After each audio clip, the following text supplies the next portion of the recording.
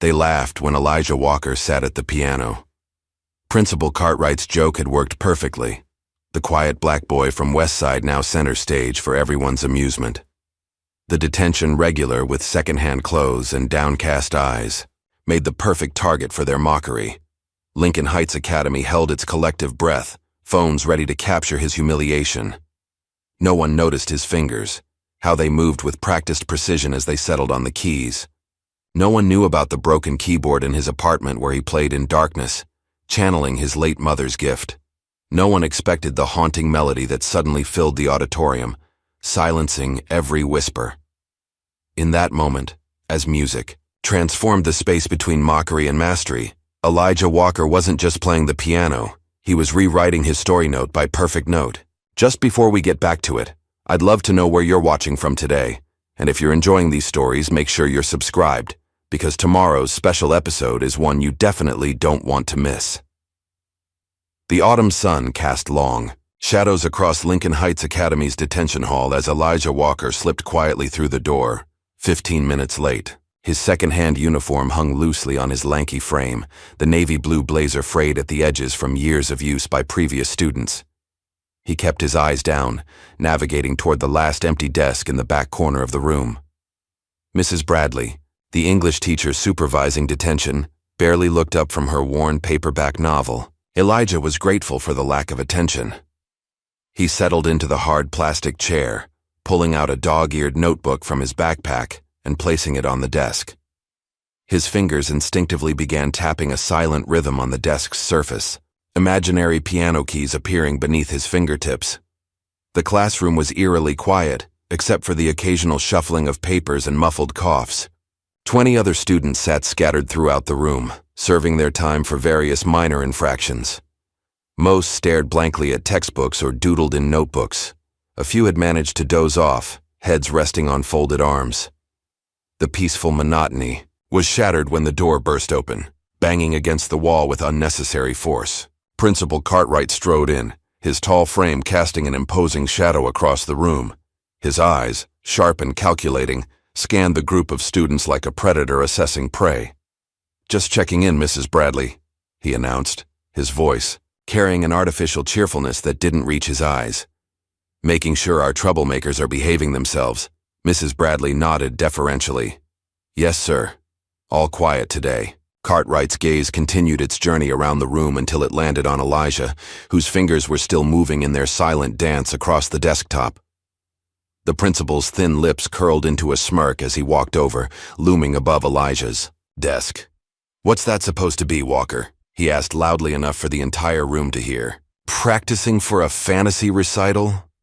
Elijah's hands froze mid-motion. Heat rushed to his face as several students turned to look at him. "No, sir," he replied softly, his voice barely audible. "Just thinking." "Thinking," Cartwright repeated with exaggerated surprise. "Well, that's a new one." The doorway darkened again as Mrs. Drake, the vice principal, entered the room. She was a slight woman with sharp features and perpetually pursed lips. "Everything all right in here, Richard?" she asked, addressing Cartwright. "Oh, just fine, Vivian," Cartwright replied. "Mr. Walker here was giving us a silent piano concert." He gestured toward Elijah's hands with mock reverence. Mrs. Drake's eyebrows arched as she approached. "Maybe if he practiced math like that, he'd pass algebra," she said with a thin smile. Several students snickered, and Elijah lowered his eyes, swallowing his embarrassment. From the doorway came another voice belonging to Mr. Lambert, the music theory teacher. His lean frame leaned against the door jamb, arms crossed over his chest. "Even if he could play piano, who'd want to hear it? We already have enough noise in this school."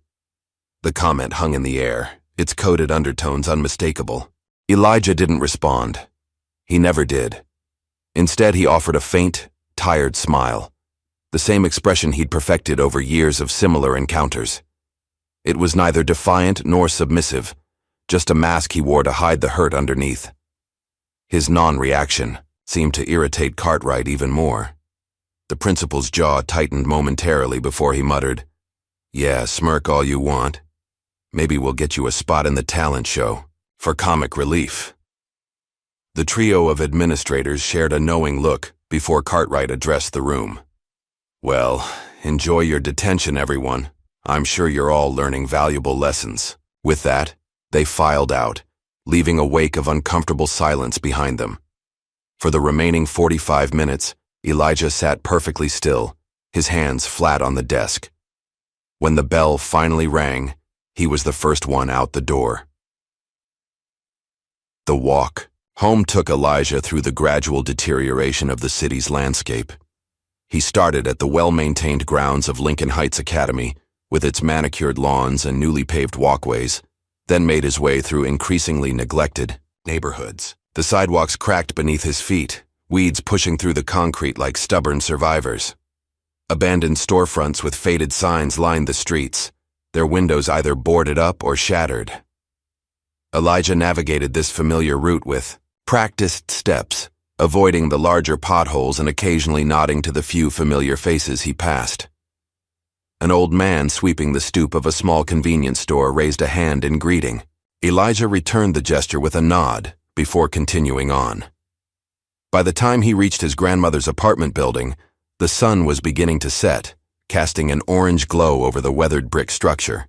The elevator was out of service, as it had been for months, so Elijah took the stairs to the 4th floor, the smell of various dinners wafting through the hallway as he made his way to apartment 4C. "That you, Elijah?" his grandmother called out as soon as he unlocked the door. "Yes, Grandma," he replied, stepping into the small but meticulously clean apartment. Mabel Walker emerged from the kitchen, wiping her hands on a faded floral apron. At 67, she moved more slowly than she once had, but her posture remained straight, her dignity intact despite the circumstances life had dealt her. Her eyes, the same deep brown as Elijah's, lit up at the sight of her grandson. "You're late today," she observed, pulling him into a quick embrace. "Detention again?" Elijah nodded, dropping his backpack by the door.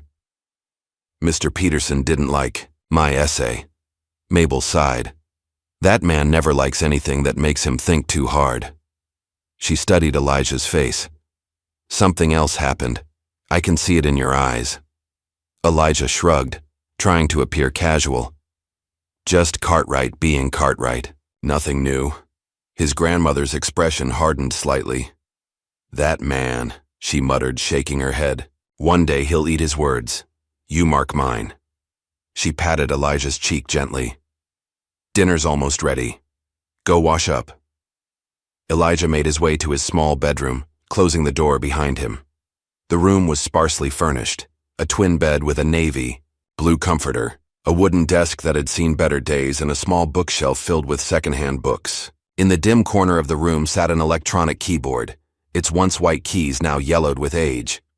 Several keys were missing altogether, creating gaps like missing teeth in a smile. Dropping his bag, Elijah sat down on the small bench before the keyboard. He didn't turn it on, the speakers had blown out years ago, but his fingers found their positions anyway. With his eyes closed, he began to play a melody only he could hear, his fingers dancing across the broken instrument with surprising grace and precision. As he played, a memory surfaced, sharp and painful despite the years that had passed. He was 9 years old, standing on a small stage at the community center's talent show. His mother had saved for months to buy him a new shirt for the occasion, and he remembered how proud she had looked as she helped him button it up. "You play from your heart, baby," she had told him, smoothing his collar. "That's something no one can take away from you."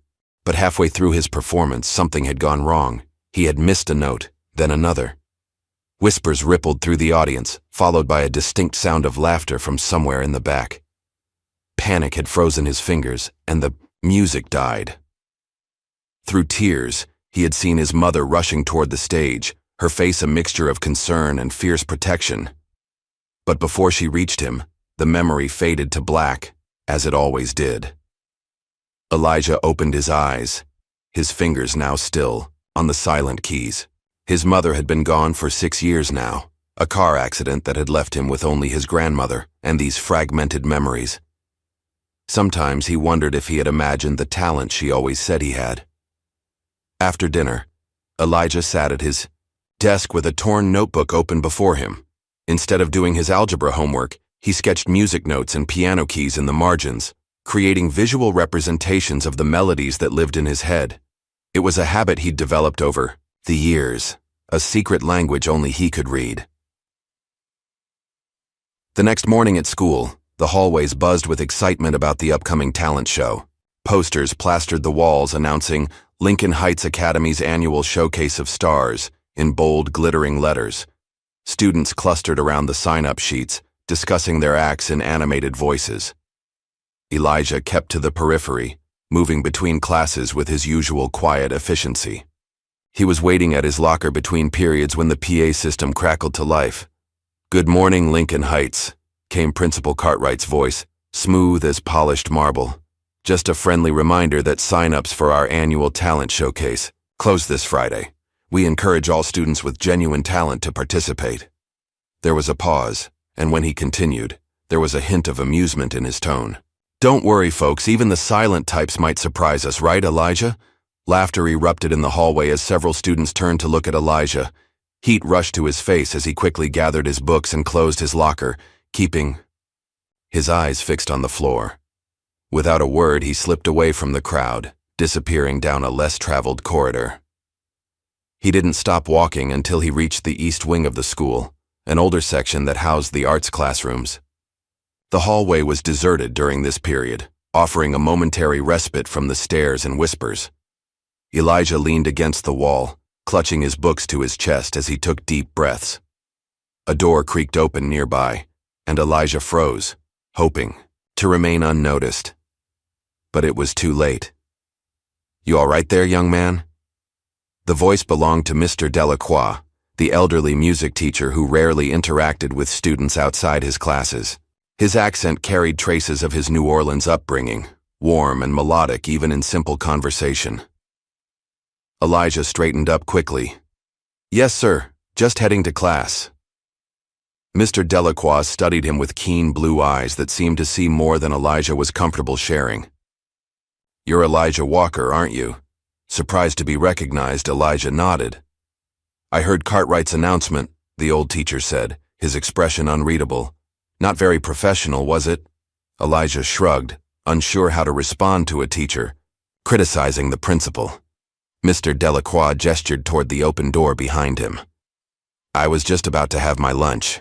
Care to join me? My classroom's quieter than the cafeteria." Elijah hesitated, then nodded. He followed the teacher into the music room, a spacious classroom with chairs arranged in a semicircle and various instruments stored along the walls. At the front of the room stood a grand piano, its polished black surface gleaming under the fluorescent lights. "Have a seat anywhere," Mr. Delacroix said, moving to a small desk in the corner where a paper bag lunch awaited him. "I don't bite." Elijah chose a chair near the door, still clutching his books like a shield. His eyes, however, kept drifting to the piano, Mr. Delacroix noticed. "Do you play?" he asked casually, unwrapping a sandwich. "No," Elijah replied automatically, the denial coming as easily as breathing. The old teacher raised an eyebrow but didn't push. They sat in surprisingly comfortable silence for a few minutes, Mr. Delacroix eating his lunch while Elijah gradually relaxed his grip on his books. When the bell rang signaling the end of the period, Elijah stood to leave. "Thank you, sir," he said quietly. Mr. Delacroix nodded.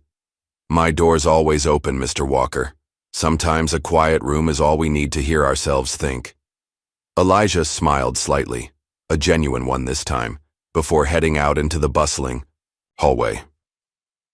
The sun was already setting by the time Elijah finished his detention the following Thursday. Most students and teachers had long since departed, leaving the hallways eerily quiet as he made his way toward the exit.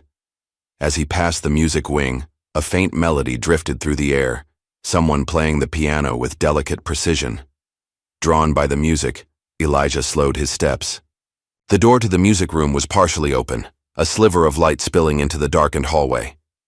He peered inside to see Mr. Delacroix seated at the grand piano, his aged fingers moving across the keys with surprising agility. The melody was unfamiliar to Elijah, something classical with hints of jazz woven through it. He must have made some small sound, because Mr. Delacroix suddenly looked up, his hands stilling on the keys. Is someone there? Elijah considered slipping away, but instead pushed the door open slightly. Sorry for interrupting, Mr. Delacroix. The old teacher's face brightened with recognition. Ah, Mr. Walker. Come in, come in. He gestured invitingly. Detention again? Elijah nodded, stepping hesitantly into the room. Well, their loss is my gain, Mr. Delacroix said with a warm smile. I was just finishing up. Do you have time to stay a moment? Something in the teacher's kind demeanor made Elijah nod again, though he remained near the door. I've been working on a new arrangement, Mr. Delacroix explained, running his fingers lightly over the keys without pressing them.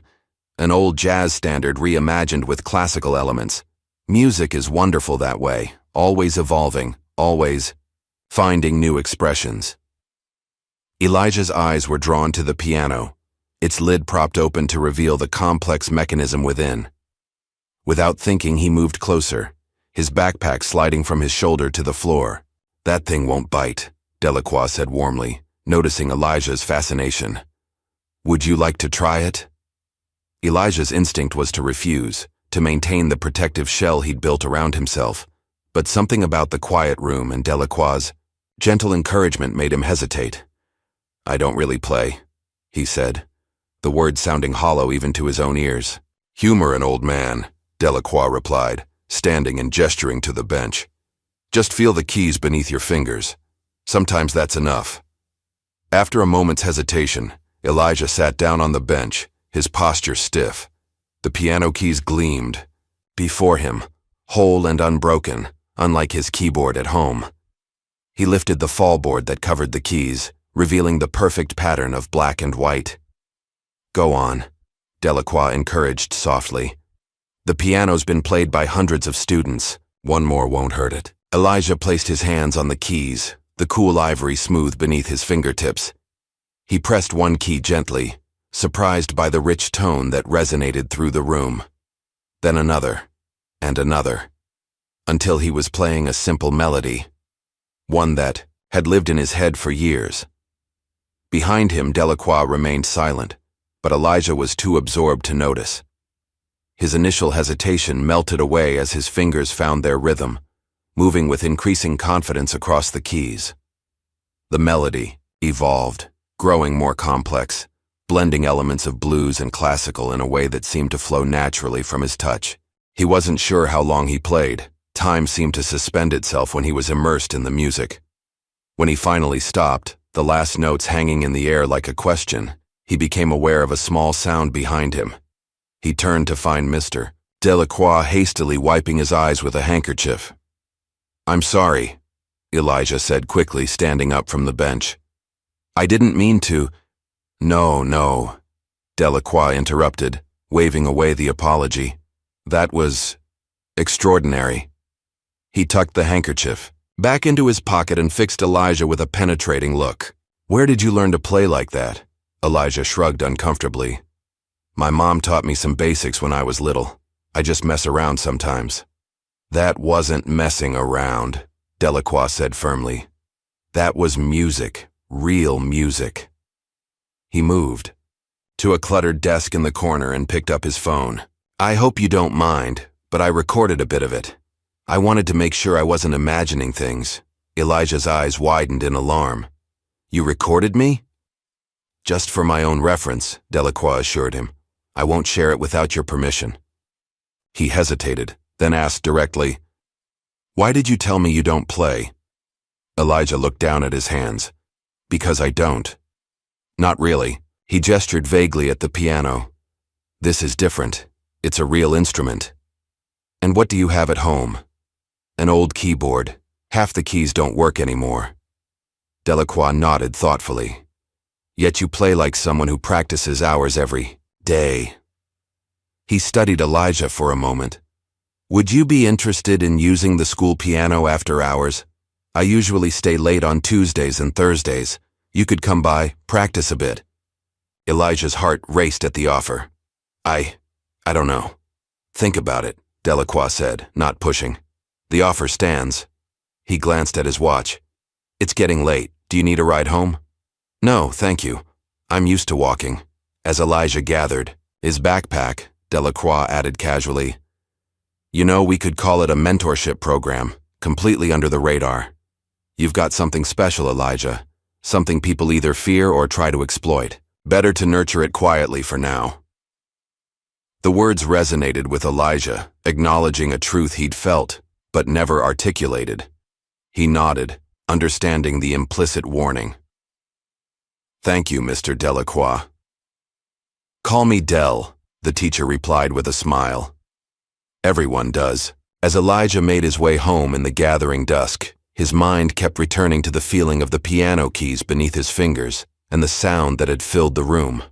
For the first time in years, he allowed himself to remember the joy of playing, without the shadow of that long-ago humiliation. The next day at school, Elijah found himself in the cafeteria line, keeping to himself as usual.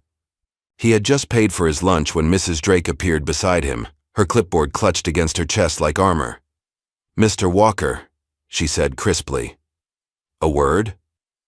Elijah followed her to a quiet corner of the cafeteria, aware of curious glances from nearby tables. "I understand you were in the music room after hours yesterday," she began without preamble. Elijah nodded, his stomach tightening. "Mr. Delacroix invited me in." "I see." Her tone suggested she didn't see at all. "And what were you doing there?" "Just talking about music." Mrs. Drake's thin lips pressed into an even thinner line. "Mr. Walker, let me be clear. Your academic record is barely passable. Spending time on distractions isn't going to improve your college prospects." She lowered her voice. "You'll never get anywhere mumbling to yourself and fiddling with fake keys. Focus on your actual studies." Before Elijah could respond, she turned on her heel and walked away, leaving him standing alone with his lunch tray. The interaction left a bitter taste in his mouth, but it also strengthened his resolve. After school, instead of heading straight home, he found himself turning toward the music wing. Mr. Delacroix, Del, was there as promised, grading papers at his desk. "I'd like to take you up on that offer," Elijah said without preamble. "If it still stands." Del looked up, a slow smile spreading across his face. "It absolutely does." Over the next 2 weeks, a routine developed. Twice a week, Elijah would slip into the music room after detention or after school, spending an hour or more at the piano under Del's gentle guidance. The old teacher didn't instruct so much as suggest, letting Elijah explore the instrument in his own way, while occasionally offering technical advice or historical context. On the third such session, Del placed an old, leather-bound book on the piano. "I think you might find this interesting," he said. "It's a rare collection of compositions and techniques written by some of the jazz greats, people who transformed pain into beauty through their music." Elijah opened the book carefully, its pages yellowed with age. Inside were handwritten notes, sheet music, and personal reflections from musicians whose names he recognized from his mother's old record collection. "You'll find your mother in these pages," Del said softly. "Not literally, of course, but in spirit. The same tradition, the same soul." Elijah clutched the book like a treasure. "Can I borrow it?" "It's yours," Del replied. "I've had it long enough. Time for a new generation to learn from it." That same afternoon, as Elijah was leaving the music room, he nearly collided with someone in the hallway.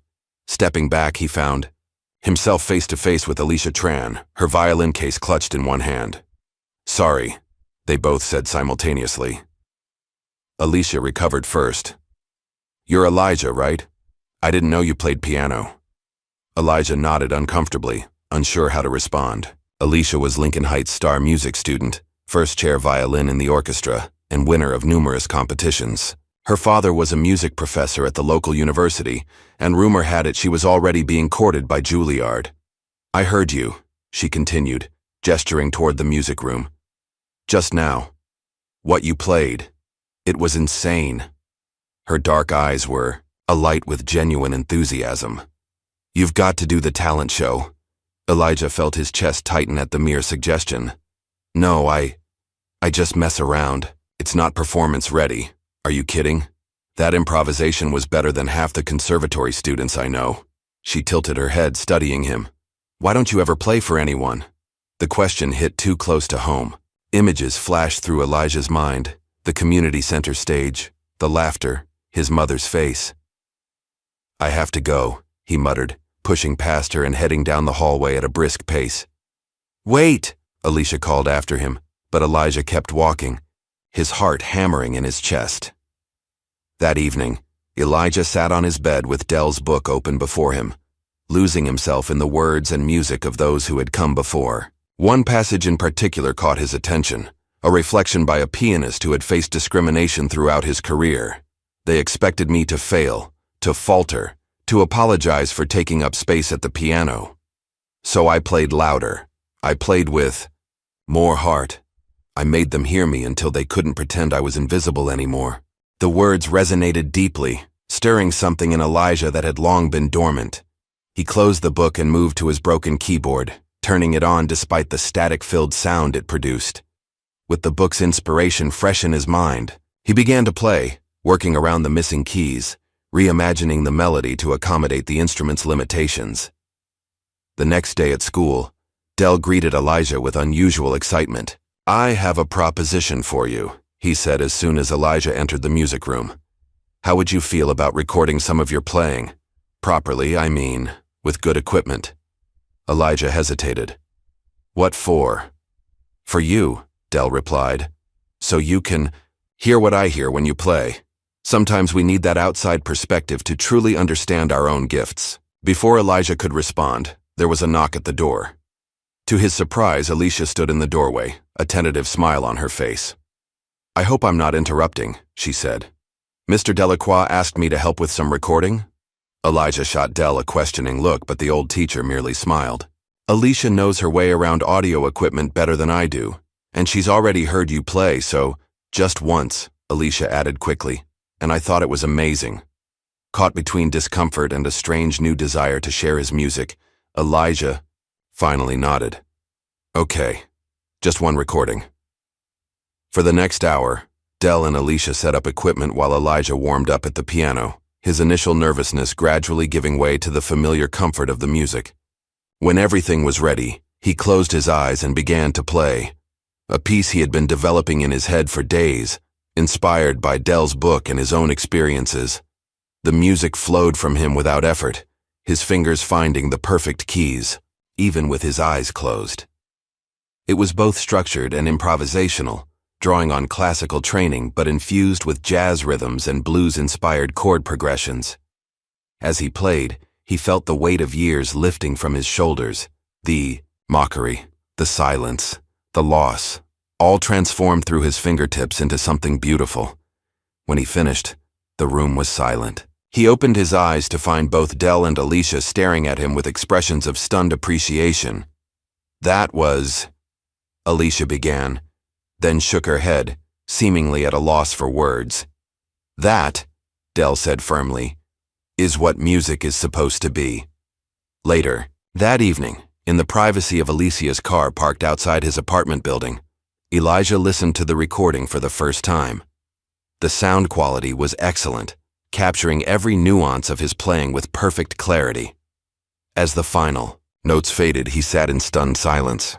That's really me, he finally asked, his voice barely above a whisper. Alicia nodded, a smile playing at the corners of her mouth. That's all you, Elijah. For the first time in years, Elijah smiled without fear, a genuine expression of joy that transformed his, usually guarded face. It's actually good, he said with wonder. It's more than good, Alicia replied earnestly. It's extraordinary. Unknown to either of them, their conversation was being observed. Principal Cartwright sat in his car across the street, having followed Alicia's vehicle out of curiosity after seeing her and Elijah leaving the school together. His face darkened as he watched the two students talking animatedly in the car. This could be trouble, he muttered to himself, pulling out his phone to make a call. Lambert, it's Cartwright. We need to talk about Elijah Walker. In his office, the next morning, Cartwright paced as Lambert lounged in a chair looking bored. Delacroix is filling the boy's head with ideas, Cartwright complained. Getting him to play, recording him, It's irresponsible. Lambert shrugged. What's the problem? If the kid wants to embarrass himself, why not let him? Because, Cartwright replied tersely. It complicates things. Walker's mother was trouble enough. I don't need history repeating itself. His mother? Lambert raised an eyebrow. What's she got to do with anything? Cartwright waved dismissively. Ancient history. Just trust me when I say we need to nip this in the bud. He stopped pacing and faced Lambert directly. If that kid ends up on stage, we'll have a riot on our hands. Lambert smirked. Let him embarrass himself. It'll be fun. One performance, and he'll crawl back into his shell for good. Maybe you're right, Cartwright conceded after a moment. One public failure might be exactly what we need. What neither man knew was that Elijah had no intention of failing. That night, as rumors of his playing began to spread among students, who had overheard snippets from the music room, Elijah sat at his broken keyboard with renewed purpose. He played around the missing keys, his mind translating the incomplete sounds into the full music he knew was possible. For the first time since his mother's death, he allowed himself to truly believe in his talent, to acknowledge the gift she had recognized in him long before anyone else. And with that belief came a quiet determination that would soon change everything at Lincoln Heights Academy. The cold January air seeped through Lincoln Heights Academy's old windows as students huddled in their winter coats between classes. But in the music room after hours, warmth radiated from more than just the aging radiator in the corner. Elijah now spent every spare moment at the grand piano, his fingers dancing across the keys with growing confidence. Mr. Delacroix, Del, watched from his desk, occasionally offering guidance but mostly allowing Elijah's natural talent to flourish. Sometimes Alicia would join them, her violin case propped against the wall as she worked on homework while listening to Elijah play.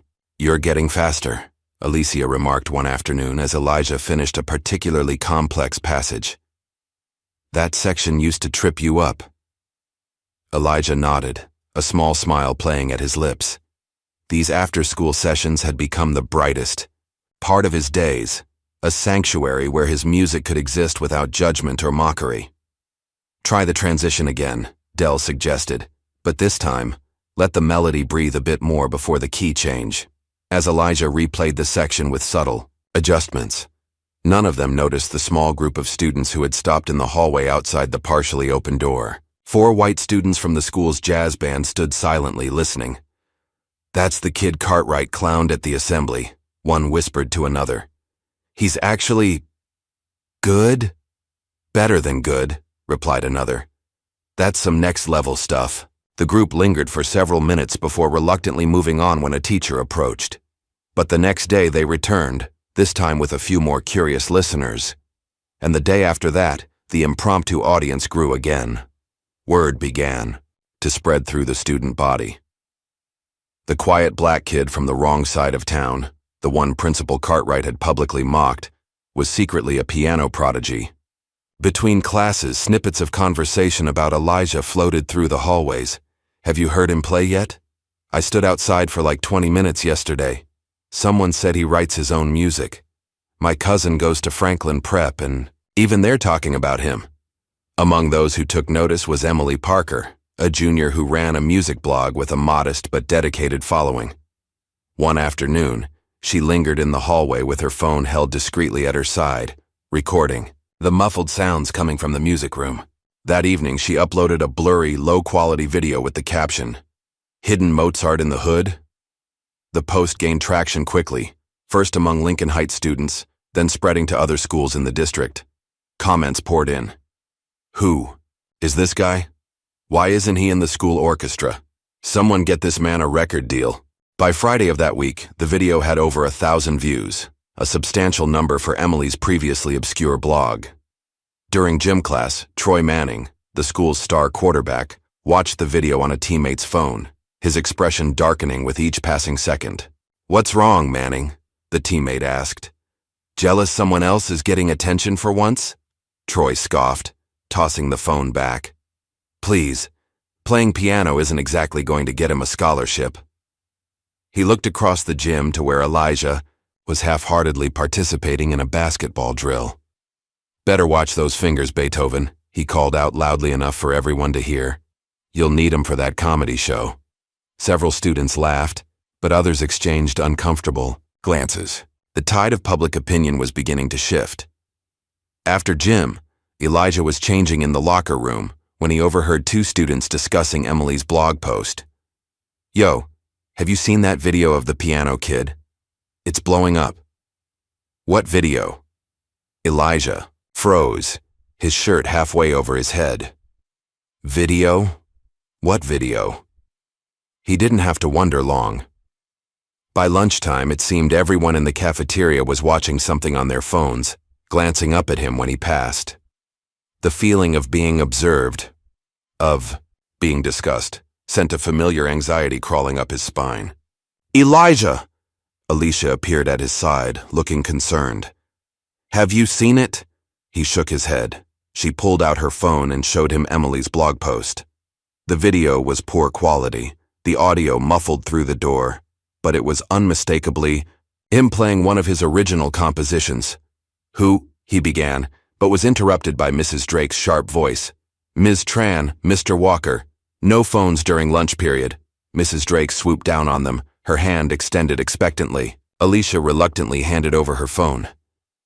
"What were you watching?" Mrs. Drake asked, glancing at the screen. Her expression hardened as she recognized Elijah in the blurry video.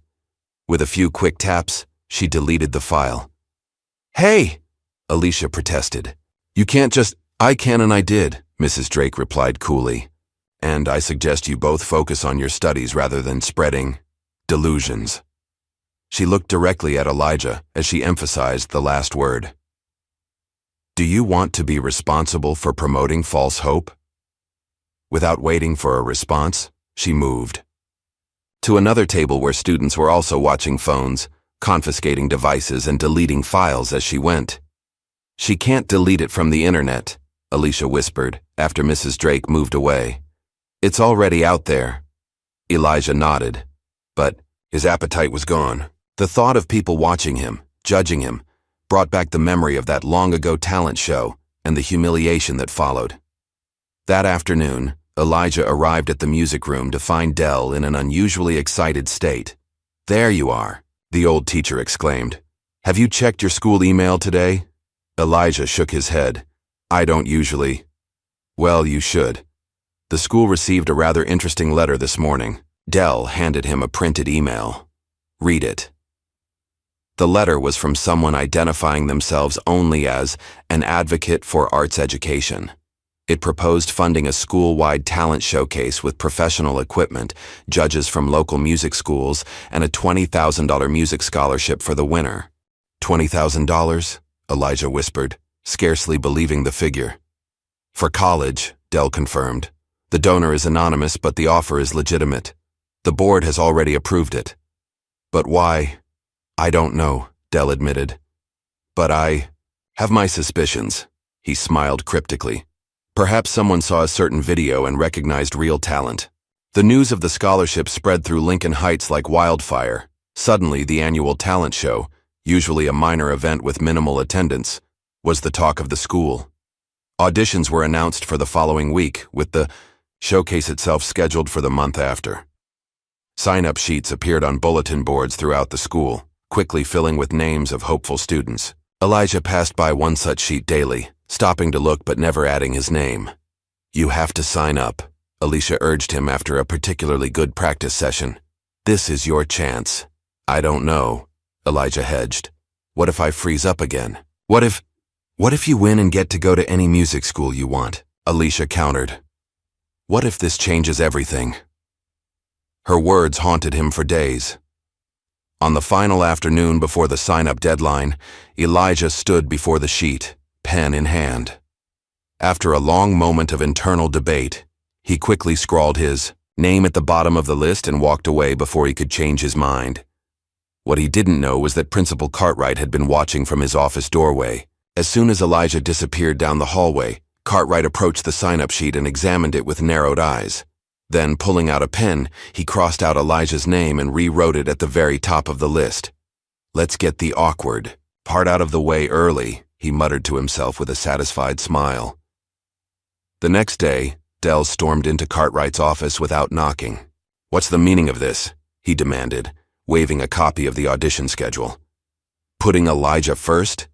That's a deliberate setup for failure, and you know it." Cartwright leaned back in his chair, unfazed by the outburst. "The order was randomized.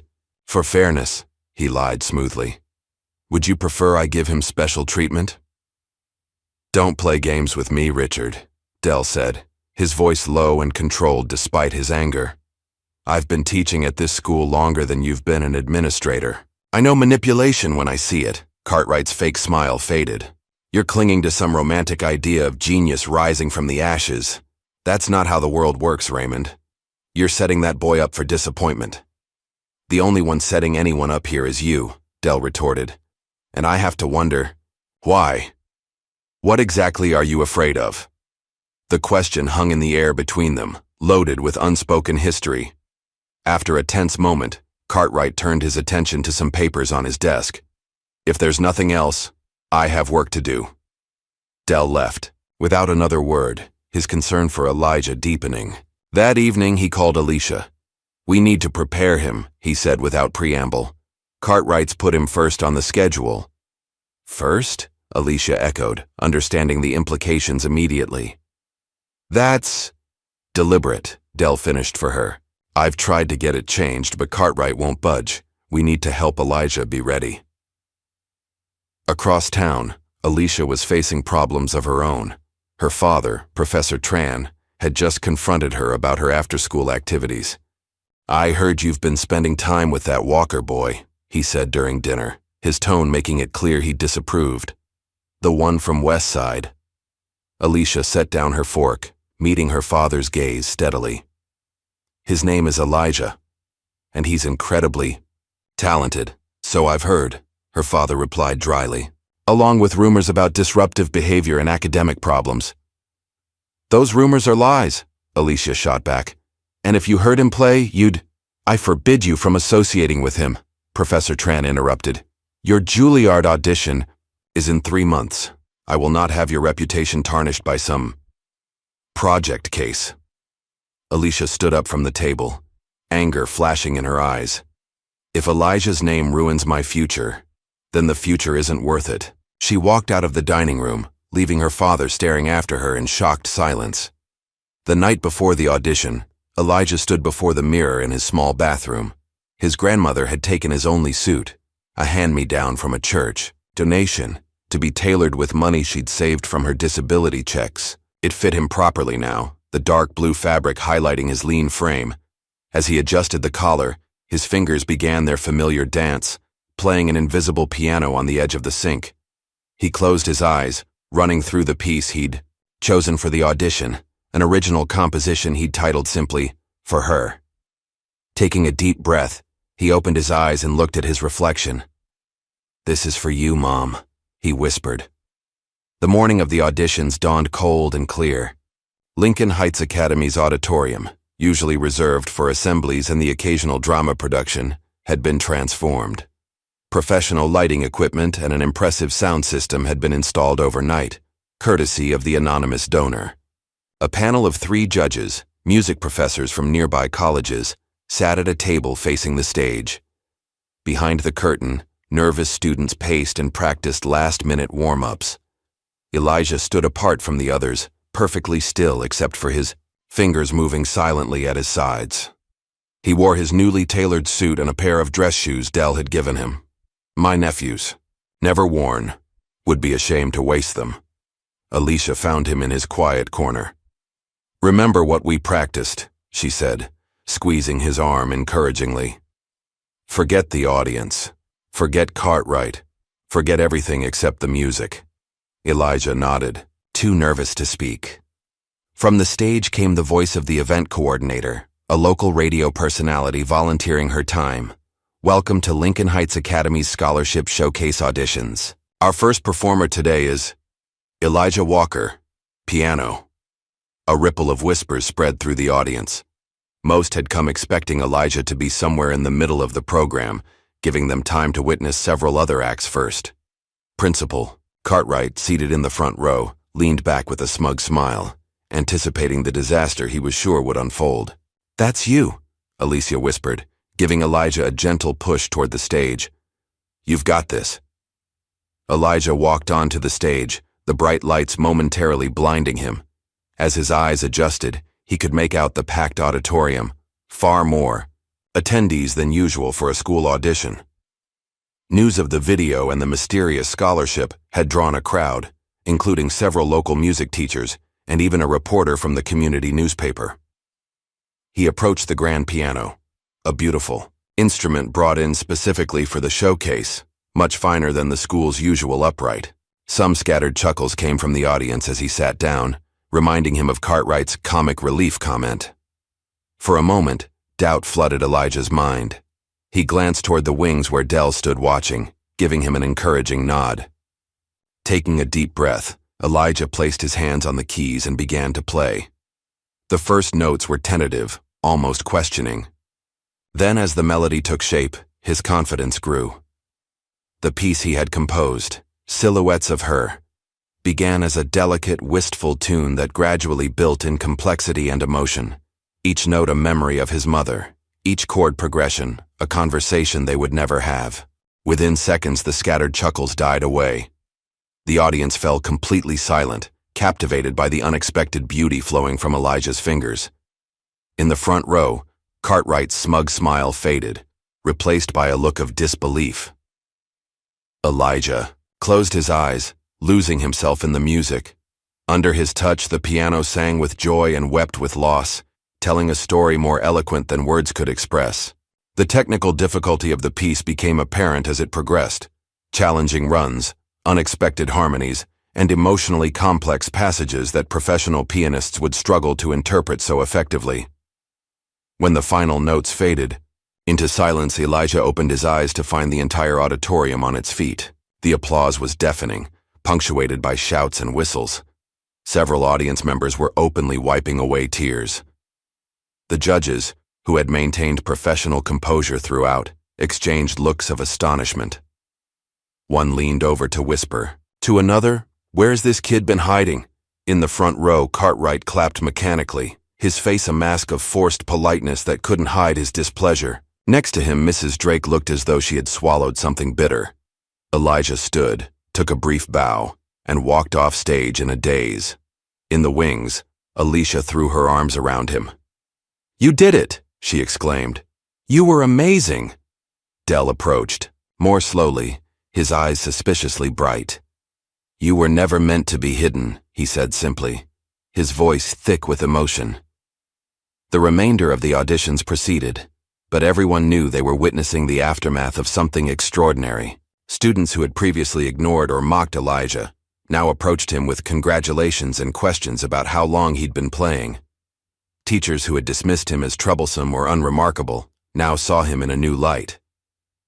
That evening, Elijah returned home to find his grandmother waiting anxiously. "Well?" she asked as soon as he walked through the door. "I think it went okay," he said, downplaying his success as was his habit, but his grandmother saw through it immediately. "Tell me everything," she insisted. "Every detail." As Elijah recounted the performance and the reaction, his grandmother's eyes filled with tears. "Your mother would be so proud," she said, squeezing his hand. "So very proud."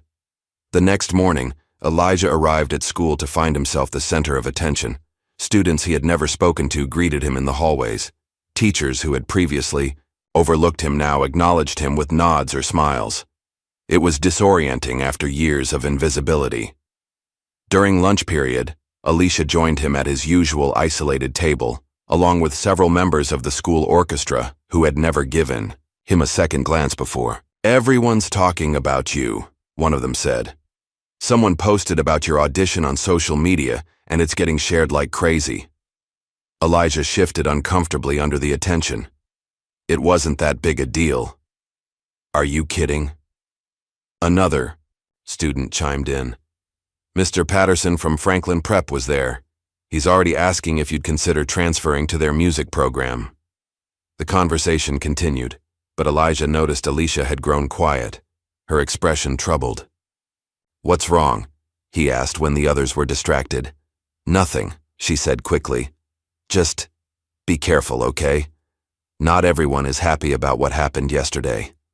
Her warning proved prophetic. That evening, the school janitor discovered the music room door ajar. Inside, he found destruction. The grand piano had been vandalized, its keys ripped out, wires snapped, the beautiful instrument rendered unplayable. He immediately called Principal Cartwright. By the following morning, news of the vandalism had spread throughout the school. An emergency assembly was called, with Cartwright addressing the student body from the stage where Elijah had triumphed just a day before. This act of vandalism is not only a crime against school property, but an attack on our entire community, Cartwright announced, his voice grave. Rest assured, we will find those responsible. His eyes scanned the auditorium before landing on Elijah seated in the back row. We are investigating all possibilities, he continued, including the theory that perhaps someone wasn't handling the pressure of sudden attention well. The implication was clear. A shocked murmur ran through the audience as heads turned toward Elijah. After the assembly, Elijah was summoned to Cartwright's office where Mrs. Drake was already waiting. The atmosphere was heavy with accusation. Mr. Walker, Cartwright began, folding his hands on his desk. I think we all know why you're here. I didn't do it, Elijah said immediately, his voice firm, despite his racing heart. Really? Mrs. Drake interjected. You were seen near the music room after hours. I'm always near the music room after hours, Elijah countered. I practice there with Mr. Delacroix's permission. Convenient, Cartwright murmured. Unfortunately, our security footage from last night appears to be missing. Mrs. Drake reports a corrupted file. He leaned forward. Until this matter is resolved, I have no choice but to suspend you pending investigation. What? Elijah's voice rose in disbelief. Based on what evidence? Based on the fact that you had both motive and opportunity, Cartwright replied coldly. Perhaps the pressure of living up to yesterday's performance was too much.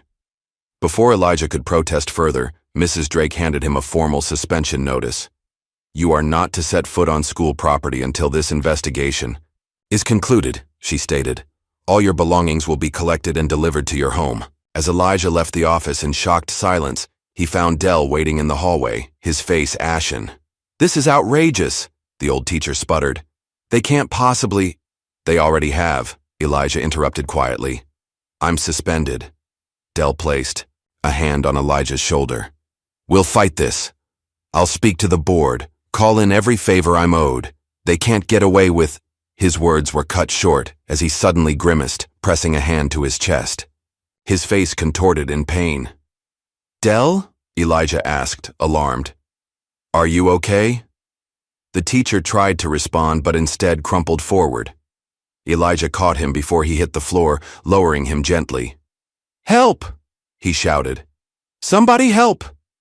Teachers and students poured into the hallway as Elijah knelt beside Dell, who was now breathing in shallow gasps, his face gray. Someone called 911 while others cleared space around them.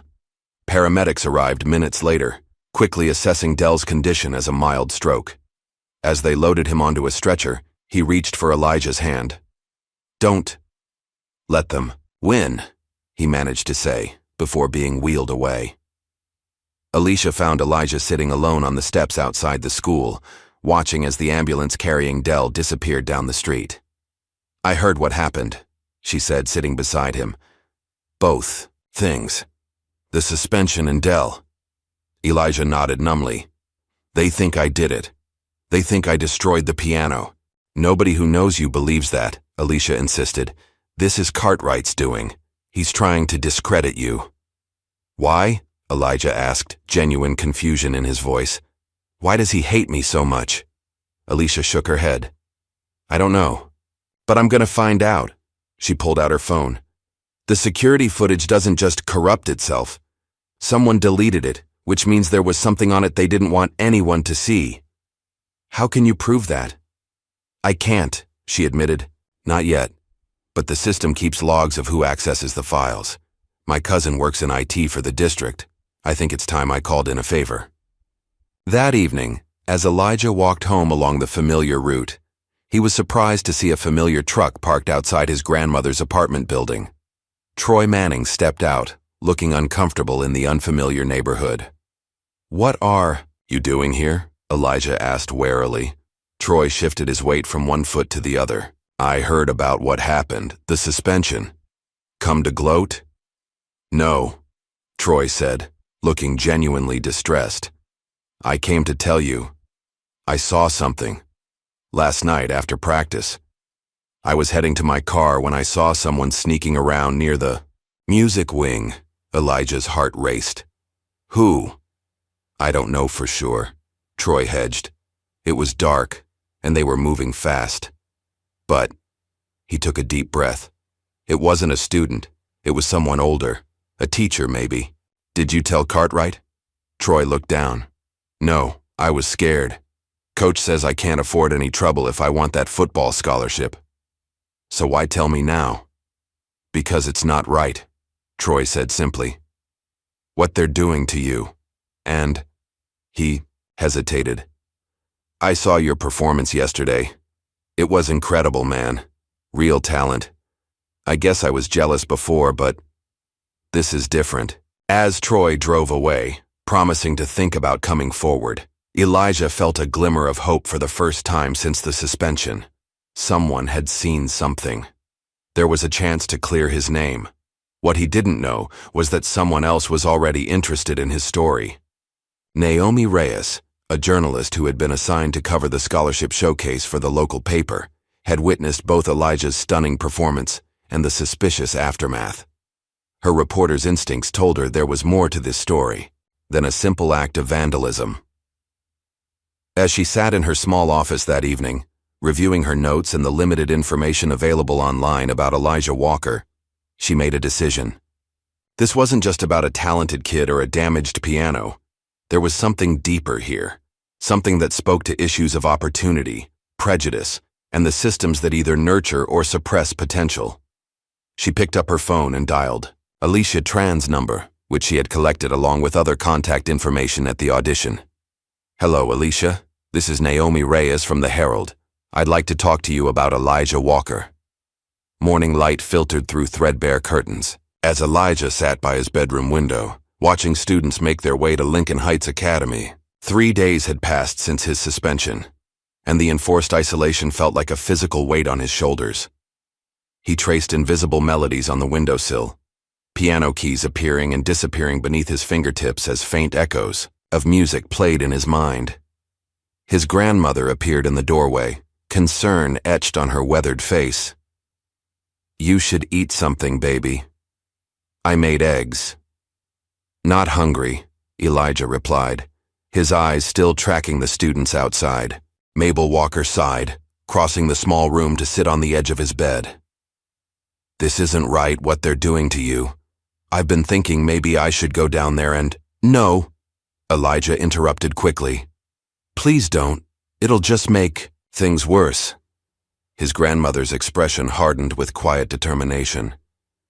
"Your mother would never have stood for this. She fought her battles, and sometimes they cost her, but she never backed down when she knew she was right." The mention of his mother sent a familiar ache through Elijah's chest. "I know," he said softly, "but this is different." "Is it?" she asked. "Or is it the same story, just with different characters?" Before Elijah could respond, his phone buzzed with a text from Alicia. "Meeting journalist today after school. She wants your side of the story. Can you meet us at Riverside Park at 4? Across town, Alicia Tran sat in her AP English class, barely, listening to the lecture on Shakespearean sonnets. Her mind was consumed with the investigation she had launched into the deleted security footage. Her cousin in the IT department had promised to check the access logs, but it would take time to do it discreetly. When the lunch bell rang, Alicia hurried to find Naomi Reyes, who was waiting in her car outside the school grounds as they had arranged. "Thanks for meeting me," Naomi said as Alicia slid into the passenger seat. She was younger than Alicia had expected, perhaps in her early 30s, with sharp eyes that missed nothing and a notebook already open on her lap. "Tell me everything you know about Elijah Walker." For the next 30 minutes, Alicia shared the story as she knew it, from Cartwright's public mockery to Elijah's hidden talent, from Dell's mentorship to the shocking vandalism and suspension. "And you're sure Elijah didn't damage the piano?" Naomi asked, her pen poised over her notebook. "Absolutely," Alicia replied without hesitation. "It would be like a poet burning libraries. That piano was his voice." Naomi nodded thoughtfully. "What about Mr. Delacroix? I understand he's in the hospital." "Mild stroke," they said. "Elijah and I are going to visit him tonight. Would he be willing to talk to me?" Alicia considered this. "Probably. Dell believes in Elijah more than anyone." After school, Naomi and Alicia met Elijah at Riverside Park, a small green space halfway between the school and Elijah's apartment. He arrived looking tired, the strain of the past few days evident in the shadows beneath his eyes. "Thank you for meeting me," Naomi began after introductions. "I think there's more to your story than a vandalized piano." Elijah regarded her cautiously. "Why do you care? It's just school drama." "Is it?" Naomi challenged gently. "A gifted musician silenced by an administration that seems determined to discredit him? That sounds like a story people should hear." For the next hour, Elijah shared his experience, hesitantly at first, then with increasing openness as Naomi's genuine interest became apparent. He spoke of his mother's musical influence, his years of playing on a broken keyboard, Dell's discovery, of his talent and the brief moment of triumph before everything fell apart. "There's one thing I don't understand," Naomi said as their conversation wound down. "Why would Principal Cartwright go to such lengths to discredit you? It seems personal." Elijah shrugged. "I've been asking myself the same question." As the interview concluded, Naomi checked her watch. "I need to get back to the office, but I'd like to continue this conversation. And I'd like to speak with Mr. Delacroix if possible." That evening, Elijah and Alicia sat beside Dell's hospital bed. The old teacher looked frailer than either of them had expected, his normally animated face subdued by medication and fatigue. But his eyes lit up when they entered the room. "There, you are," he said, his voice weaker but his spirit undimmed. "I was beginning to think they'd banned visitors too." "How are you feeling?" Alicia asked, taking one of his hands in hers.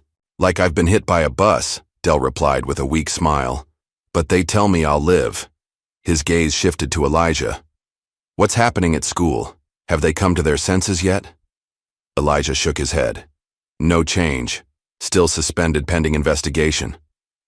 Dell's expression darkened. "That's outrageous. It's a witch hunt, plain and simple."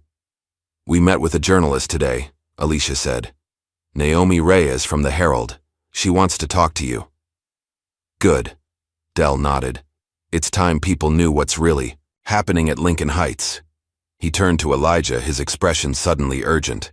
"I need you to know something. I've been holding on to this for too long already."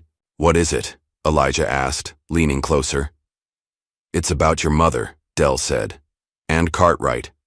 Elijah's heart skipped a beat. "What about them?" Dell took a labored breath. "Your mother wasn't just any pianist, Elijah. Before you were born, she was making a name for herself in the local music scene. Real talent, just like you." His eyes grew distant with memory. "She was offered a teaching position at Lincoln Heights. This was before Cartwright was principal, when I was just starting out." Alicia and Elijah exchanged a surprised glance as Dell continued. "But right before she was to start, there was an incident. Money missing from the music department fund, a substantial amount." His voice grew bitter. "Cartwright was the assistant principal then. He led the investigation, and somehow all evidence pointed to your mother." "That's impossible," Elijah protested.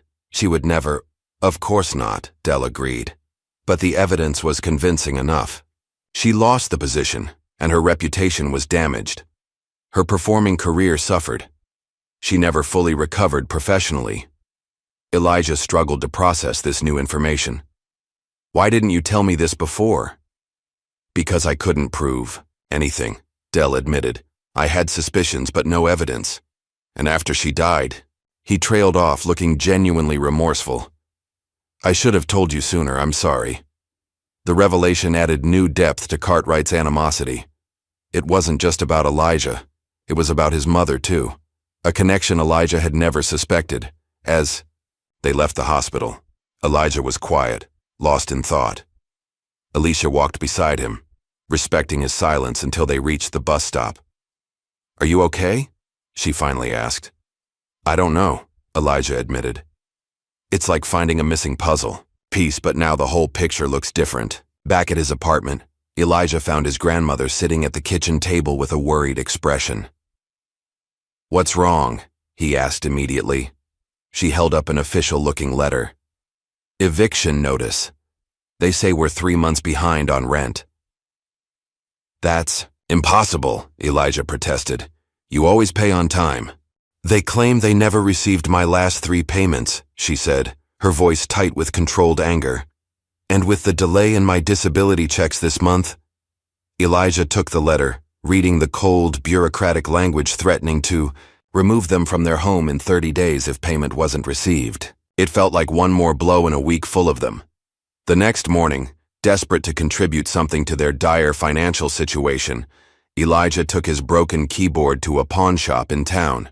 The owner, a balding man with suspicious eyes, barely glanced at the instrument. $20, he offered. "And I'm being generous. Thing's half dead." Elijah wanted to protest, to explain the keyboard's value beyond its broken keys and blown speakers, but necessity outweighed sentiment. He accepted the money with a heavy heart and walked out, feeling as though he'd sold a piece of himself. Back at Lincoln Heights, Alicia was walking past the teacher's lounge when she overheard Mr. Lambert's voice through the partially open door. "It's almost poetic," he was saying to someone. "The kid plays like a professional but can't keep his hands off other people's property. Typical West." He cut himself short as a student aide entered the room to deliver mail. The young sophomore, Tyler Williams, had his phone in his pocket, the voice recorder running, a habit he'd developed after repeatedly being accused of misremembering teachers' instructions. This time, it captured Lambert's racist commentary perfectly. That afternoon, Tyler sent the audio clip to several friends, and by evening, it had spread throughout the student body. The next morning, it appeared on social media, quickly gathering outraged comments from students, parents, and community members. The school board, already facing questions about Elijah's suspension, found itself under mounting pressure to address the apparent pattern of discrimination at Lincoln Heights. Meanwhile, Naomi Reyes sat in Dell's hospital room, recorder in hand, as the old teacher shared his perspective on Elijah's situation. He spoke eloquently about Elijah's extraordinary talent, the systematic obstacles he'd faced, and the suspicious circumstances surrounding the vandalism. "Elijah isn't just good for his age, or good for a kid from West Side," Dell emphasized, his voice growing stronger with conviction. "He's a prodigy born into the wrong zip code, in a different neighborhood, with different resources. He'd already be on his way to Juilliard." Before leaving, Dell handed Naomi a folder containing copies of Elijah's handwritten compositions. "Read the music if you can," he said. "If not, just look at the complexity, the structure. This isn't a student experimenting. This is a composer finding his voice." Back at the school, Principal Cartwright was working overtime to control the SAW narrative. In a meeting with the administrative staff, he outlined his strategy. "There's no formal recording of the Walker Boys' performance," he stated confidently. "Just some unreliable mobile phone videos. We'll emphasize that his playing, while promising, was nowhere near the level some are claiming." What Cartwright didn't know was that Lewis Green, the school janitor who had admired Elijah's playing from afar, had recorded the entire audition on his phone from the back of the auditorium. That evening, he anonymously forwarded the audio file to Alicia with a simple message. "Kid deserves to be heard." Alicia, recognizing the opportunity, immediately uploaded the audio to a music-sharing platform under the title Unseen Genius, Silhouettes of Her. She shared it first with a few music students she knew at other schools, then with some local musicians her father had connections with. The recording began to circulate among musicians and critics, drawing stunned reactions from professionals, who couldn't believe the composer was a 16-year-old with no formal training. The maturity of emotion expressed through such sophisticated harmonic language is extraordinary, reminiscent of early Keith Jarrett with echoes of Bill Evans, but wholly original in its synthesis of styles. If this is what he's creating at 16, imagine what will follow. As pressure mounted from multiple directions, the school board scheduled a hearing to address both Elijah's suspension and the broader issues raised by Lambert's recorded comments. Cartwright and Drake found themselves on the defensive, their previously unquestioned authority suddenly under scrutiny. The night before the hearing, Elijah sat on the floor of his bedroom, surrounded by newspaper clippings, old photographs, and letters, a box of his mother's possessions his grandmother had kept. Among them, he found a faded program from a jazz festival featuring his mother's name and a newspaper article about promising local musicians that included her photo. "What if I'm just the joke they always said I was?" he asked his grandmother, who stood in the doorway watching him. "What if I can't live up to her legacy?" Mabel Walker crossed the room and sat beside him, picking up a dusty cassette tape from among the memorabilia. "Your mother recorded this the week before you were born," she said, turning the tape in her hands. "She said it was for you. For when you were older." She rose and retrieved an old cassette player from her bedroom. The tape hissed and crackled as it began to play, but then a clear, resonant piano melody emerged, complex and beautiful, performed with the same soulful touch Elijah had inherited. "You are her legacy," his grandmother said simply as the music filled the room. "Not her troubles, not her disappointments, her gift." The morning of the school board hearing brought an unexpected scene to Lincoln Heights Academy. A group of students had gathered outside the main entrance, holding homemade signs reading, "Let Elijah Play," and "Truth Has a Sound."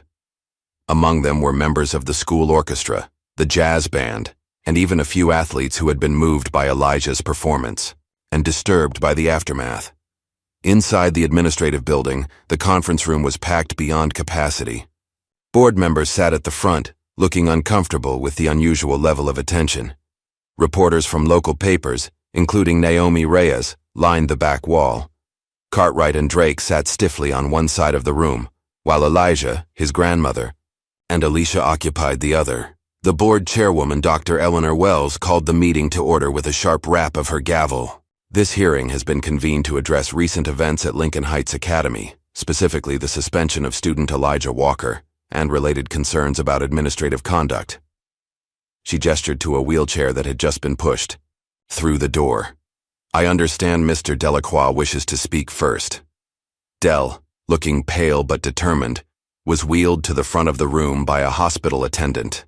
Despite his doctor's objections, he had insisted on being present. "I've taught music at Lincoln Heights for 37 years, he began, his voice surprisingly strong. "I've seen talented students come and go, but I have never encountered a student with Elijah Walker's natural ability and depth of musical understanding." He went on to detail Elijah's progress over the months they had worked together, the original compositions he had created, and the obvious passion he brought to his music. Then his testimony took a darker turn as he described the manipulated audition schedule, the missing security footage, and the administration's apparent determination to erase Elijah's achievement. "This isn't about a vandalized piano," Del concluded. "It's about a system that couldn't reconcile its preconceptions with the reality of who Elijah is and what he can do." Next came Alicia, poised and articulate as she recounted her own experience, working with Elijah, and the resistance they'd encountered. "My father tried to stop me from helping Elijah," she admitted, her voice wavering slightly. "He worried about my reputation, my Juilliard audition, but I defied him because Elijah showed me what real music sounds like, what it means to play from the heart instead of just the page." She described the anonymous recording that had captivated professional musicians, the online reaction to Elijah's composition, and her own suspicions about the security footage. Cartwright's testimony came next, carefully constructed to paint Elijah as talented but unstable. "No one denies the boy has ability," he said smoothly, "but his academic record shows a pattern of disengagement, and his disciplinary file contains several incidents of concern." "Such as?" Dr. Wells prompted. Cartwright shuffled through some papers. "Various tardiness issues, incomplete assignments, and withdrawn behavior that multiple teachers have flagged as concerning. Mrs. Drake followed with similar themes, describing Elijah as uncooperative and suggesting that the sudden attention had been destabilizing for a student already struggling with authority. But cracks began to show in their narrative when board members questioned why key security footage was deleted. A technical glitch, Drake insisted. These systems aren't infallible. Yet somehow only the footage from that specific time frame was affected? A board member asked skeptically. Before Drake could respond, the door to the conference room swung open, and Tyler Williams entered, clutching his phone. "I'm sorry to interrupt," he said, his voice shaking slightly, "but I think you all should hear this." He pressed play on his phone, and Lambert's voice filled the room. "It's almost poetic. The kid plays like a professional but can't keep his hands off other people's property. Typical West."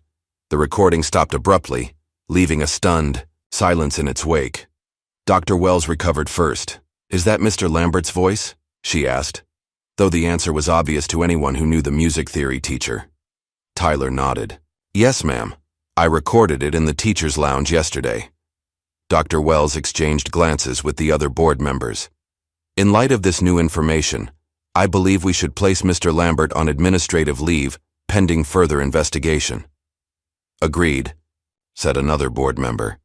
"And I move that we review all disciplinary actions taken against Mr. Walker with immediate effect."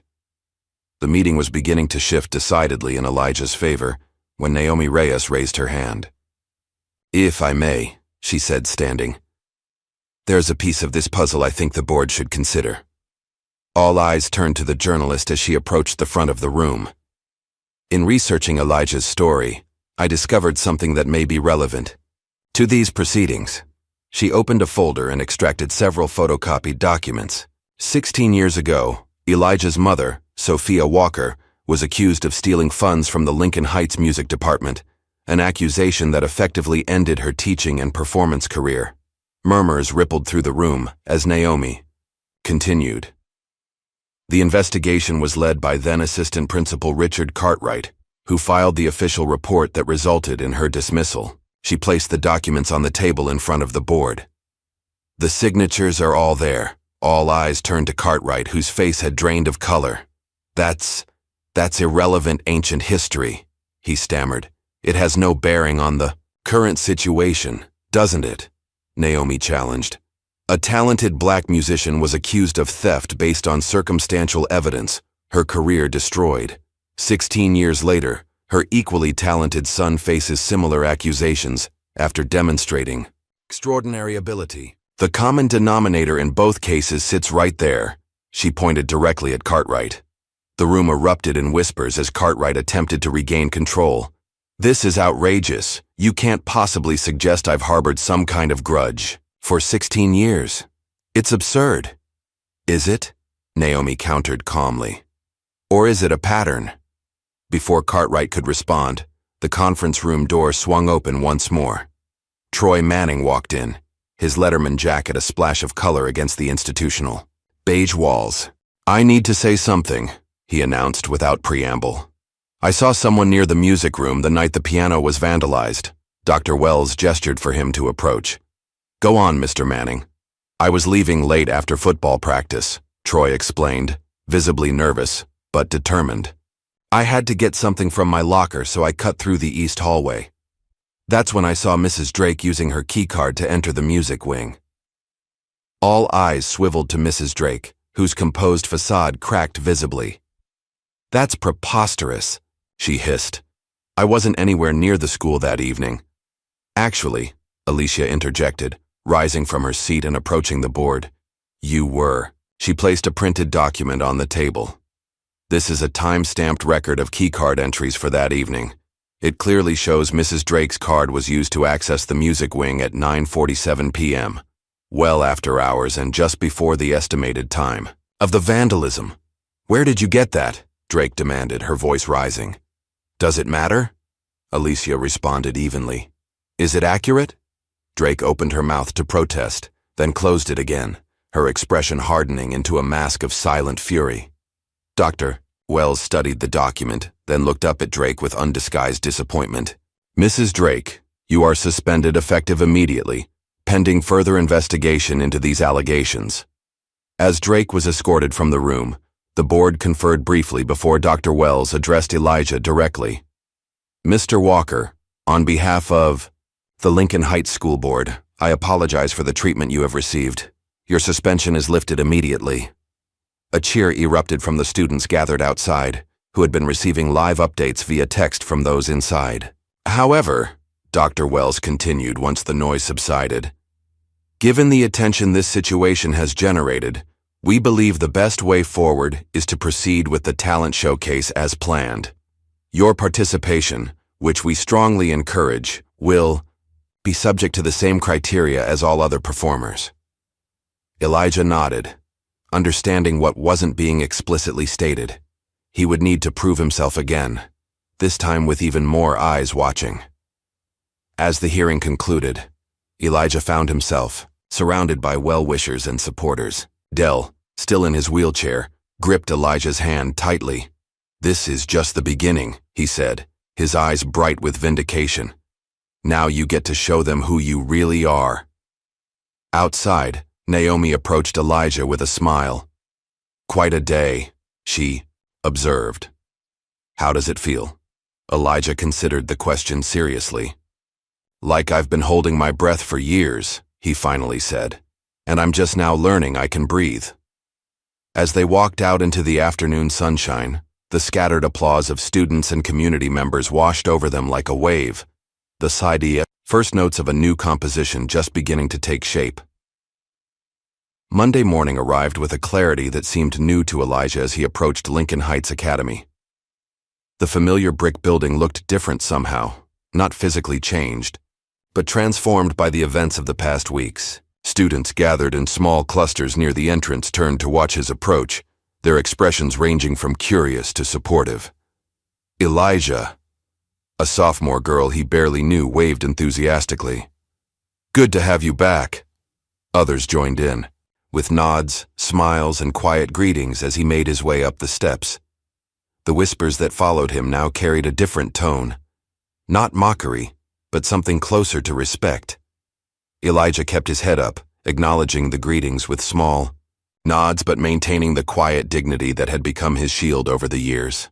Inside, the hallways buzzed with increased energy. The upcoming talent showcase, now elevated to a citywide event due to Naomi's article and the surrounding controversy, dominated every conversation. Scouts from prestigious music schools had requested tickets.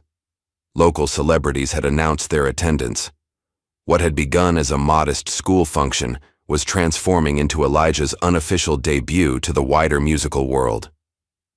As Elijah approached his locker, a familiar figure emerged from a nearby office. Principal Cartwright, his usual air of authority diminished by recent events, intercepted Elijah's path. His smile was forced, his hand extended in a gesture that fell somewhere between professional obligation and desperate damage control. "Mr. Walker," he said loudly enough for nearby students to hear. "Welcome back. I trust we can put recent misunderstandings behind us and move forward productively." Elijah looked at the offered hand, then at Cartwright's face. The same face that had smiled mockingly at him for years. The same man who had accused his mother of theft and destroyed her career. Without a word, Elijah walked past him, continuing toward his locker as if Cartwright were invisible. A ripple of stunned whispers followed this small act of defiance. Cartwright stood frozen for a moment, his hand still extended, before dropping it to his side and retreating to his office. First period found Elijah in English class, where his teacher, Mr. Peterson, called on him immediately. "Mr. Walker," he said, his tone warmer than Elijah had ever heard it. "Since you've been away, we've been discussing the concept of the hero's journey in literature. Perhaps you could share your thoughts on the idea of trials and return." Several students snickered at what seemed like an obvious reference to Elijah's own situation. But Elijah, rather than shrinking from the attention, considered the question seriously. "I think," he said slowly, "that the return is never to the same place you left. Either the world has changed, or you have, or both." Mr. Peterson nodded appreciatively. Well put. By lunchtime, Elijah had settled back into the rhythm of school, though nothing felt quite the same. Alicia joined him in the cafeteria, sliding into the seat across from him with a grin. "You're the talk of the town," she said, opening her lunch bag. "My dad called this morning to apologize for trying to keep me away from you.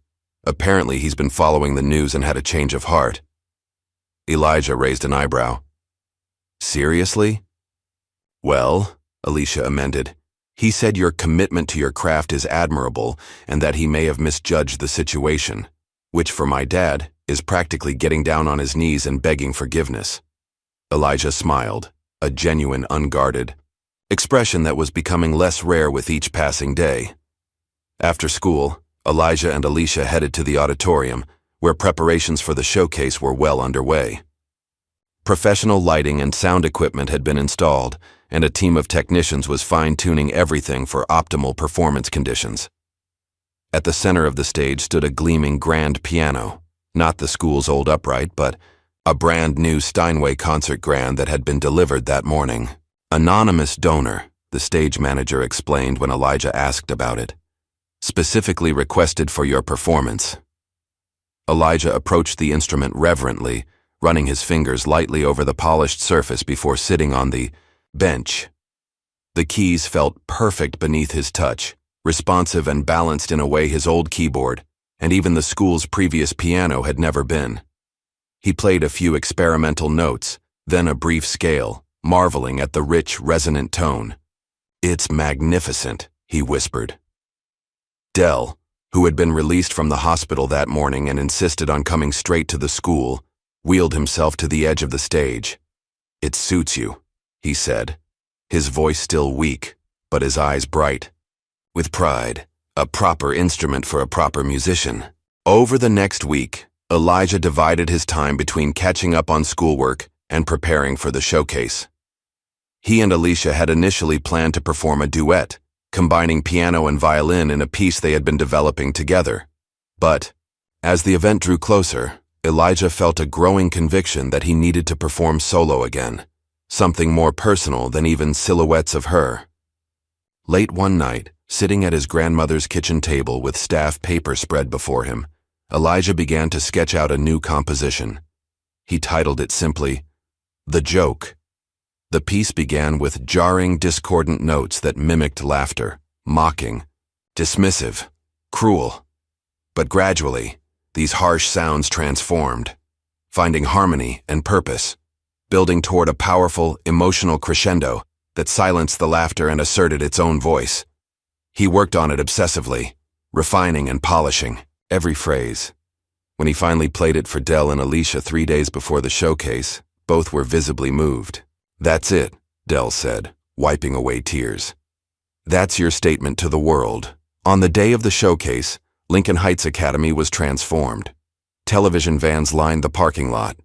Community members in formal attire mingled with students and parents.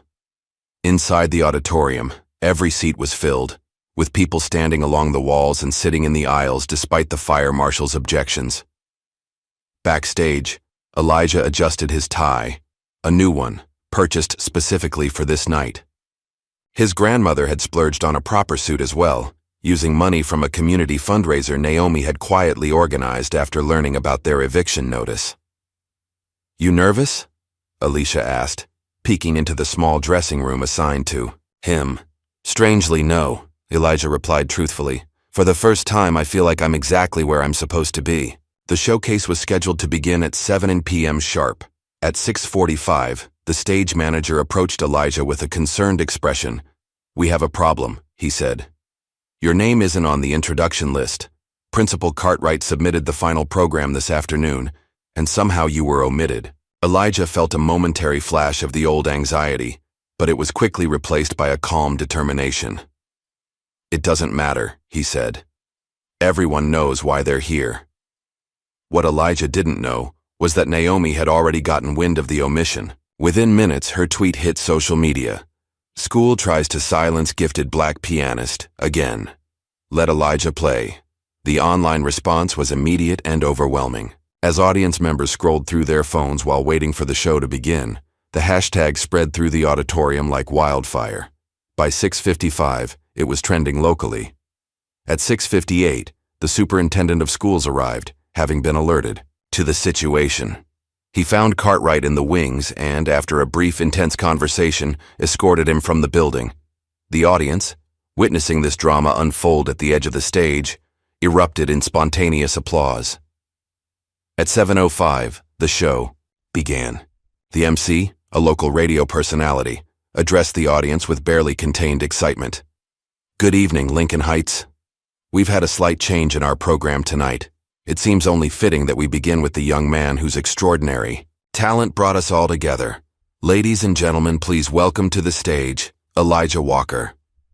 The applause was deafening as Elijah walked onto the stage.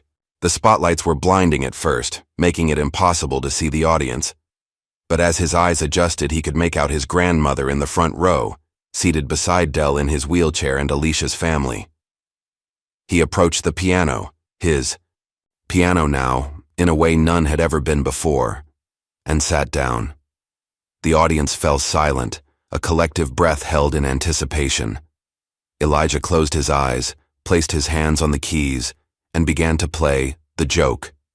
The opening dissonant notes caused a few puzzled looks, but as the composition developed, transitioning from harsh mockery to something profoundly beautiful, understanding dawned on the listeners' faces. This wasn't just music. It was Elijah's story, the story of pain transformed into beauty, of mockery answered with dignity, of silencing answered with sound. By the final movement, when the triumphant melody soared above the remnants of those initial discordant notes, many in the audience were openly weeping. Every note told the story of pain, mockery, survival, and ultimately beauty prevailing over ugliness. As the final chord resonated through the auditorium, there was a moment of complete silence, a silence so profound it seemed to have weight and substance. Then, as one, the audience rose to their feet in a thunderous standing ovation. In the front row, a distinguished-looking man in his 60s turned to his companion and declared loudly enough for those nearby to hear, "That's not a student. That's a composer." As Elijah left the stage, he was met in the wings not by the stage manager, but by an elderly black woman, whose elegant bearing and knowing smile stopped him in his tracks. "You don't know me," she said, her voice rich with age and emotion, "but I knew your mother. We played together back in the day. I'm Grace Wilson."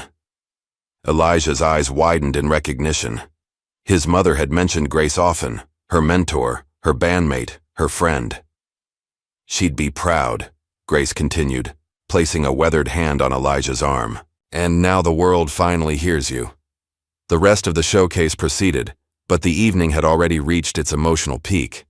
No one who was present would ever forget the night Elijah Walker silenced a room full of people with the power of his music. The days following the showcase passed in a blur for Elijah. His performance of The Joke had been recorded by multiple news outlets, and clips began appearing online with headlines like "Piano Prodigy Silences Critics" and "The Boy They Laughed At Becomes the Man They Applaud." Naomi's full article, published the day after the showcase, went beyond the simple narrative of talented teen overcoming obstacles. She delved into the systemic issues that had allowed Cartwright's behavior to go unchecked for so long, the racial undercurrents that had shaped Elijah's experience, and the transformative power of art to transcend circumstances. The story was picked up by national outlets, bringing attention not just to Elijah, but to Lincoln Heights Academy and its troubled administration. A documentary filmmaker approached Elijah's grandmother about the possibility of a project tentatively titled "The Boy They Laughed At." Through it all, Elijah maintained the quiet dignity that had become his hallmark, granting interviews selectively and always redirecting attention to the music itself rather than the controversy surrounding it. 2 weeks after the showcase, Dell returned to school to a hero's welcome. Students and faculty lined the hallways, applauding as he made his way to the music room, now his in more than just name. The school board, eager to make amends and improve their public image, had promoted him to department head with a substantial budget increase. "First order of business," Dell announced to his first class back, "is establishing the Sophia Walker Mentorship Program for underserved musical talent." His eyes sought out Elijah, seated in the back of the room. Some lights shined too brightly, to be hidden. The program would identify promising musicians from disadvantaged backgrounds and provide them with instruments, instruction, and performance opportunities, all funded by a combination of school budget and community donations that had poured in following the showcase. Mrs. Drake never returned to Lincoln Heights. The investigation into her role in the piano vandalism resulted in her dismissal, along with criminal charges for destruction of property and evidence tampering. Cartwright, facing similar scrutiny and mounting evidence of years of discriminatory behavior, submitted his resignation for personal reasons before the board could formally act against him. In a joint statement, the school board and district leadership issued a formal apology to Elijah and his family, acknowledging the grave injustice done to both him and his mother years before. The statement promised sweeping changes to hiring practices, disciplinary procedures, and cultural competency training for all staff. The mysterious donor behind the scholarship and the new piano finally revealed himself. Dr. James Harrington, a renowned music educator who had taught briefly at the conservatory where Elijah's mother had studied. "I failed her," he admitted when he finally met with Elijah. "I saw her talent, but I didn't fight hard enough when she was accused. I let institutional pressure silence me." He looked at Elijah with genuine regret. "I won't fail you. The scholarship, money, combined with offers from several prestigious music schools eager to recruit Elijah, ensured that his educational future was secure. But the most immediate change came in the form of a housing grant that allowed Elijah and his grandmother to move into a better neighborhood, closer to school and with reliable public transportation. On moving day, as movers carried their modest belongings into a small but well-maintained townhouse, Elijah insisted on carrying one item himself, his broken keyboard. Despite offers of new instruments from various supporters, he kept it, placing it in a corner of his new bedroom as a reminder of where he had started. "You don't need to hold on to that old thing," his grandmother said, watching him position it carefully beside a sleek new digital piano provided by a local music store. "Yes, I do," Elijah replied softly. "It's part of the story." At school, the Idaisai, social dynamics had shifted dramatically. Students who had once ignored or mocked Elijah now sought his attention, sometimes awkwardly, sometimes sincerely. Troy Manning, perhaps the most unexpected ally to emerge from the ordeal, approached Elijah after English class one day with an unusually serious expression. "I've been thinking a lot about everything that happened," Troy said, scuffing his shoe against the hallway floor. "About how I treated you, how everyone did." He looked up, meeting Elijah's eyes directly. "I want to do better." This sentiment evolved into action when Troy started a podcast called Second Chances, where he interviewed former bullies and their victims, exploring themes of redemption, growth, and perspective.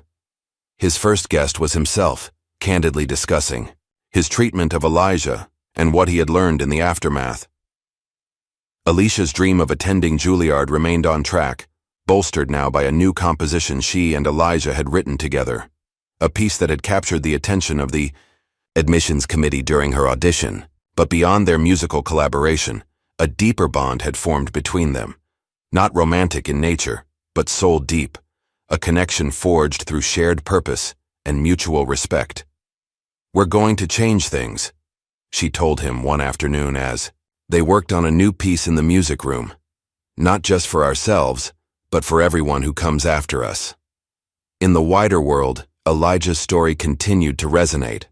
Naomi's article won a regional journalism award, leading to a book deal for a project examining young artistic talent in underserved communities. The working title? Silhouettes of Her, the Elijah Walker Story.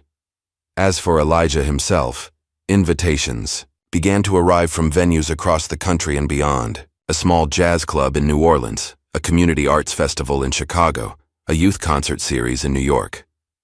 Carefully balancing these opportunities with his schoolwork, Elijah began touring during breaks and weekends, developing a reputation, not just as a performer but as a composer whose work defied easy categorization.